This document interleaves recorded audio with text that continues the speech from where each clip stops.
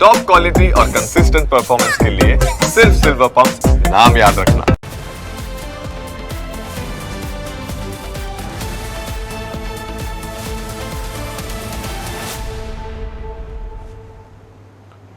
बात हवे अन्य मुद्दा विषय।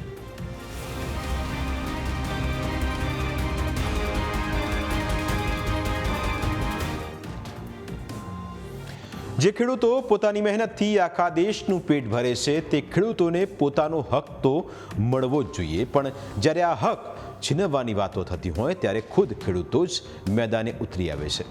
ભરૂચના હાંસોટમાં પણ ખેડૂતો એક જ મહિનામાં બીજા વખત આંદોલન કરવા માટે મજબૂર બન્યા।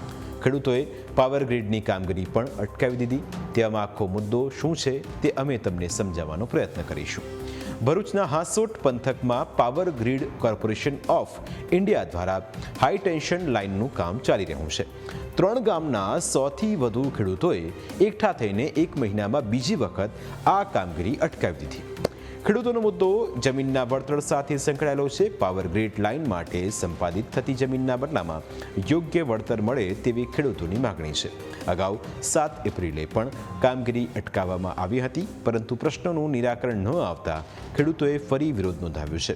ખેડૂતોનું કહેવું છે કે અન્ય જિલ્લાની સરખામણીએ તેમને વળતર ચૂકવવામાં આવ્યું। અમે સુરત જિલ્લામાં તપાસ કરી તો ત્યાં કોમર્શિયલ વળતર આપવામાં આવ્યું છે। નવસારી તપાસ કરી તો નવસારીના ખેડૂતને પણ કોમર્શિયલ વળતર આપવામાં આવ્યું છે। અમે અહીંયાના સ્થાનિક નેતાગીરીને પણ રજૂઆત કરી, કલેક્ટર સાહેબને રજૂઆત કરી, ગાંધીનગર રજૂઆત કરી। દરેક જગ્યાએથી અમને સારો પ્રતિકૂળ મળેલો છે। બધાનો અમને સપોર્ટ છે। બધા એવું કહે છે કે આપણે આનો કંઈ મિડલ રસ્તો સોલ્યુશન લાવશું। પણ જ્યારે અમે ફરી તપાસ કરી તો અત્યારે એપ્રિલ મહિનામાં પણ નવસારીની અંદર કોમર્શિયલના ઓર્ડર થયા છે, અને એક સ્ટેપ આગળ વધીએ તો એ લોકોના ઓર્ડર પણ થયા છે અને એમને પેમેન્ટ ખેડૂતના ખાતામાં જમા થવાનું શરૂ થઈ ગયું છે।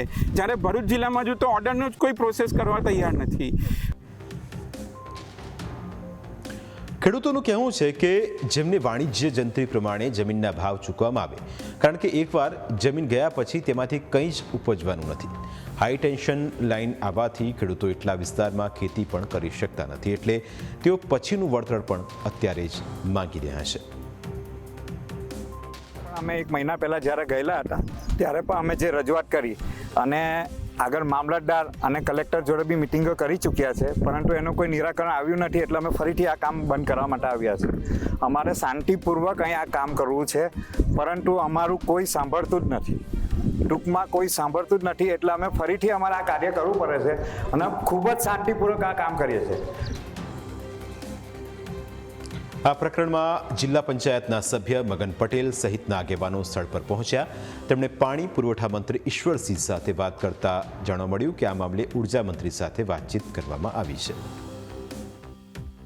ખેડૂતોની જે માંગ છે એ માંગ જોતા અમે અત્યારે સ્થળ પરથી જ આ જ વિસ્તારના લોકલાડીલા ધારાસભ્ય અને ગુજરાત સરકારના પાણી પુરવઠા મંત્રી શ્રી ઈશ્વરસિંહ પટેલ સાથે વાત કરતા એમણે મને કહ્યું છે કે મેં ઉર્જા પ્રધાન ઋષિકેશ પટેલ સાથે પણ આ બાબતે ચર્ચા કરી છે અને એમને જે વાણિજ્ય હેતુસર જે કંઈ જંત્રી મુજબના ભાવો મળવા જોઈએ એના માટેની રજૂઆત કરી છે અને આવનાર દિવસોમાં એ મુજબ જ રજૂઆત કરી કલેક્ટરશ્રીને કે ઉર્જા પ્રધાનને કે મુખ્યમંત્રીશ્રી સુધી રજૂઆત કરવાની એમણે ખાતરી આપી છે અને આ ખેડૂતોને પણ બાજુના જિલ્લાની જેમ નવસારી જિલ્લાની જેમ જ એમને જંત્રી વાણિજ્ય હેતુસરની જંત્રીના ભાવ મળે એવા હું પ્રયત્ન કરીશ, એમણે પણ ખાતરી અને બાંયધરી આપી છે।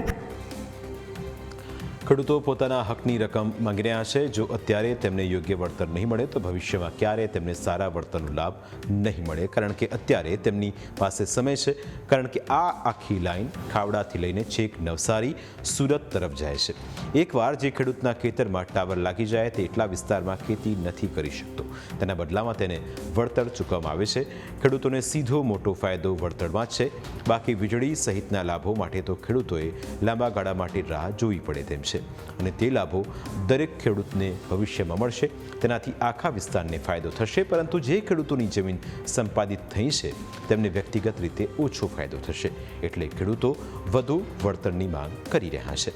ખેડૂતોનું કહેવું છે કે અગાઉ આ જ પ્રકારે સુરત જિલ્લાના ખેડૂતોને સારું વળતર ચૂકવવામાં આવ્યું, તો પછી તેઓને કેમ વાણિજ્યક જંત્રી પ્રમાણે યોગ્ય વળતર ચૂકવવામાં આવતું નથી? પ્રાઇમ 9માં સમય થયો છે બ્રેકનો. બ્રેક બાદ અન્ય મુદ્દા વિશે વાત.